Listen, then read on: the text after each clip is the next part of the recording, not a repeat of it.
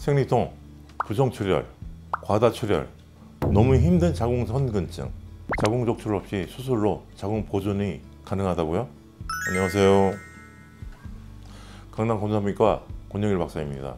요즘 유튜브 영상을 어떤 내용으로 제작할까, 어떻게 하면 더 좋은 정보를 드릴까, 주제를 정하기가 참 쉽지가 않은데요. 그래서 주변 분들에게 뭐가 궁금한지, 환자분들에게 뭐가 제일 고민이 되셨는지는 여러 가지를 물어보고 있습니다. 그러다 나온 주제가 이번 내용입니다. 자궁선근증 환자분들이 오시면 정말 수많은 질문들을 하시는데요. 다른 곳에서는 전부 자궁적출 얘기만 했어요. 그런데 박사님은 어떻게 수술로 선근증 병변만 제거가 가능하다고 말씀하시는 걸까요? 하이프로는 어려울까요? 전 수술이 너무 무서워요. 정말 적출 안 해도 괜찮은가요? 원장님, 정말 수술하고 임신이 가능한가요? 전부 다른 곳에서는 안 된다고 했어요. 호르몬제 치료만으로는 안 되는 걸까요? 비슷하면서도 각자 다른 많은 질문들을 그럼 최대한 한 번에 풀어 드려 봐야겠다 라는 생각이 들더라고요. 그래서 오늘은 조금 더 현실적으로 이야기를 해볼까도 싶습니다. 자궁적출, 정말 지겹기도 하고 애증의 관계 같기도 한 감정입니다. 우리나라는 1930년대부터 1950년대까지 다둥이를 출산하는 나라였어요. 한 집에 넷에서 많게는 열도 났던 시절입니다. 우리 어머님들은 생리를 할 겨를이 거의 없으셨죠. 임신해서 10달이 지나면 출산을 해서 모유수유를 또 하고, 그럼 임신해서 또 10달이 지나고, 그럼 출산해서 또 모유수유를 하고, 이렇게 반복하셨죠. 전체적으로 생리를 할 틈이 없었겠죠. 자궁선근증은 생리 때문에 생긴 질환이에요. 우리 여성들 자궁의 내막은 수정란의 착상을 위해 열심히도 한 달 내내 자궁 내벽을 두껍게 만듭니다. 푹신한 침대를 만드는 것이죠. 자궁 내막세포와 혈액을 이용해서 만드는데 착상이 안 되면 떨어져 나가고 다시 만들어야겠구나 하고 모두 무너뜨려 내보내는 것이 우리가 알고 있는 생리, 즉 월경입니다. 그런데 신기하게도 이 모두 나와야 할 생리혈이 다시 역류하는 것이 자궁선근증의 원인입니다. 자궁에는 자궁 내막과 함께 자궁 내 근층이 존재하는데요.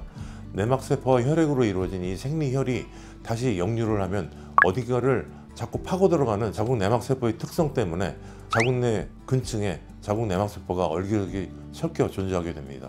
이 과정은 생리를 하는 내내 반복적으로 나타내고 결국 30대 후반에서 50대 초까지 생리통, 부정출혈, 과다출혈, 또 그로 인한 빈혈, 골반통, 아랫배의 묵직함 등으로 내내 자신을 괴롭히게 됩니다.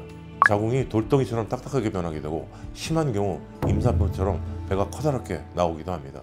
또 그 역류된 혈은 선근증을 넘어 어느 날 나팔관이라는 길을 통해 복강내로 나가게 되고, 파고들기 좋아하는 자궁 내막세포는 복강벽이나 장기의 외부를 파고 들어가 자리를 잡고 유착을 일으키거나 염증을 일으키죠. 장기 조직을 딱딱하게 굳혀버리고 난소를 파고 들어가 난소 낭종의 일종인 자궁 내막종을 만들기도 해요. 아주 악순환에 악순환을 일으키고 지속적으로 여성분들을 괴롭히는 질환입니다. 아쉽게도 출산이 점점 늦어지거나 아예 하지 않게 되면서 다른 방면으로는 환경오염으로 인한 성조숙증 등으로 생리를 더욱더 일찍 시작하고 오래 많이 하게 되어 선근증은 현대 여성병으로 불러도 될 만큼 점점 앓고 있는 분들의 수가 기하급수적으로 늘어나고 있습니다. 여기서 바로 그 문제성이 드러나는데요. 이렇게 앞으로 더더욱 치료를 해야 할 자궁선근증을 아직도 자궁적출을 하자고 하고 있으니 말입니다. 저희 병원에 찾아오는 선근증 환자분들을 보면 대부분 한 번에 많게는 10번 이상 대학병원으로부터 로컬 병원에까지 자궁적출 이야기를 듣고 오셔서 많이 울기도 하는데요. 다는 아니지만 많은 원장님들이 너무 냉소적으로 아이를 다 낳았으니 자궁이 필요 없잖아요. 그냥 적출하세요. 이건 뭐 너무 심해서 방법이 없어요. 적출하세요. 이렇게 상처를 받고 오시는 분들이 많다 보니 저희 병원에서 병변만 수술이 가능하고 일상생활을 하시면 된다라는 말을 들으시고는 눈물을 글썽이는 분들이 많이 있습니다. 사실 자궁선근증은 쉽게 치료가 가능한 질환은 아닙니다. 하지만 그렇다고 치료가 안 되는 질환도 아니고요. 자궁선근증은 내가 생리를 시작하는 13살이나 16살 때부터 꾸준히 쌓여온 질환이에요. 당연히 사람에 따라 진행 속도도 정도도 차이가 있을 거고요.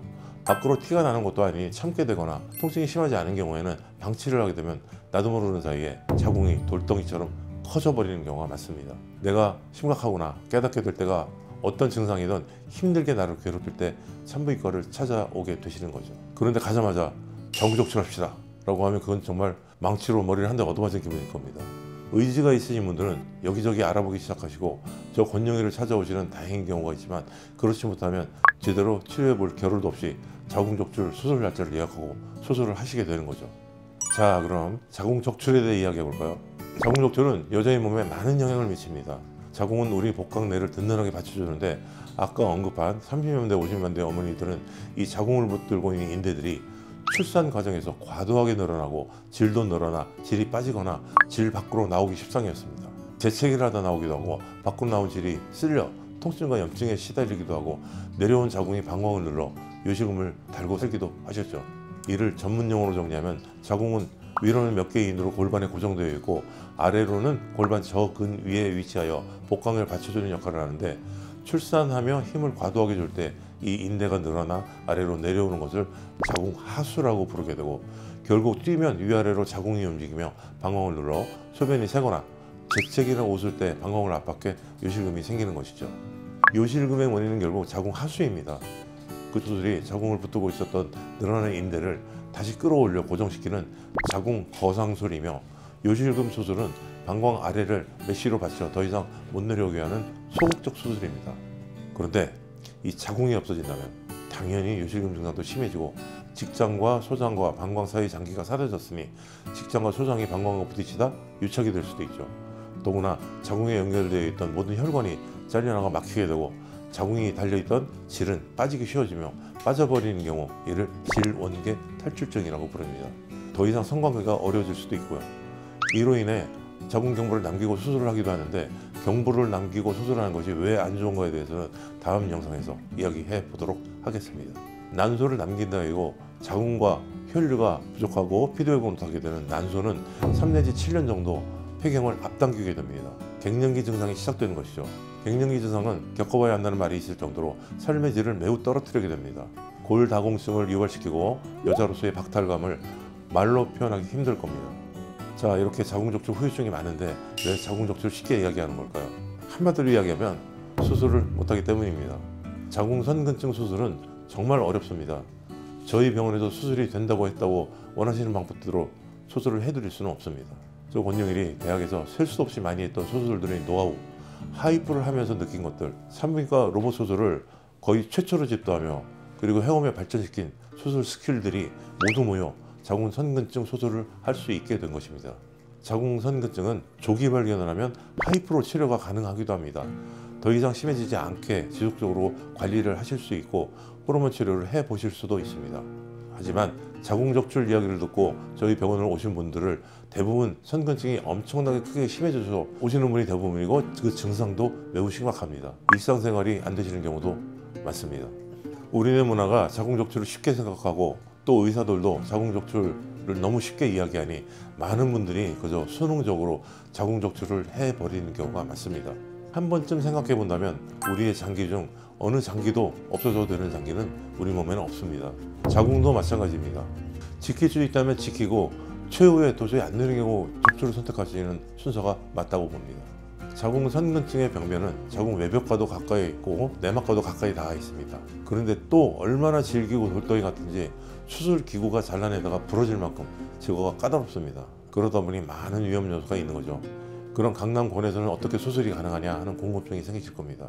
의학이 또 의술이 발전하려면 누군가는 그 분야에 대해 집중해서 연구하고 또 임상 실전을 통해 스킬과 노하우를 계속적으로 발전시켜 나가야 할 것입니다.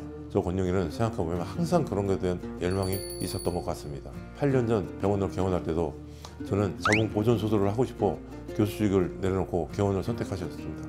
개원 후 적출을 해본 적은 거의 손가락에 꼽을 것 같습니다. 다발성 근종이 손이 많이 간다는 이유로 근종이나 자궁선근증이 암일 확률이 적다는 이유로 유튜브를 통해 다 말씀드리기는 어렵지만 많은 이유로 많은 여성분들이 자궁적출을 하였습니다. 어렵고 까다로운 수술을 하지 않으면 그 수술을 하기가 점점 어려워지는 것은 당연합니다. 저는 일할평생 자궁선근증 수술을 하면서 자궁을 보존하기 위해 애써왔습니다. 그렇기 때문에 자궁을 보존하면서 선근증 병변을 제거하고 평생 자궁선근증을 잊고 살게 해드릴 수 있었고 가입력을 보존해드릴 수 있었습니다. 수술 노하우를 정립하는 쉬운 일이 아니었습니다.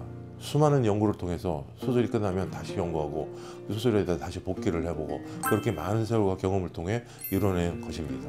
자궁적출을 꼭 해야 하는 경우는 바로 암일 경우입니다. 하지만 굳이 하셔야 한다면 암이니까 할 수도 있겠죠. 자궁선근증 때문에 또는 자궁근종 때문에 적출을 하시는 일은 이제는 없앴으면 좋겠다는 것이 제 바람입니다. 많은 의사분들도 자궁 보존을 지향하는 저와 함께 뜻을 같이 하셨으면 하는 바람 또한 있습니다. 자궁 선근증, 자궁 내막증, 거대 자궁근종, 다발성 자궁근종, 많은 이유로 적출을 고민하시는 여성분들, 특히 선근증 때문에 가임을 포기하고 적출을 택하시는 젊은 여성분들, 그리고 폐경을 앞뒀다고 아니면 폐경이 되었다고 자궁을 포기하시는 여성분들 모두 강남 권수산부인과로 오세요. 저 권용일이 자궁을 보존하며 여러분의 새 일생을 열어드리겠습니다. 궁금한 점은 언제나 병원으로 전화 주세요. 그럼 전 다음 영상에서 뵙겠습니다. 안녕.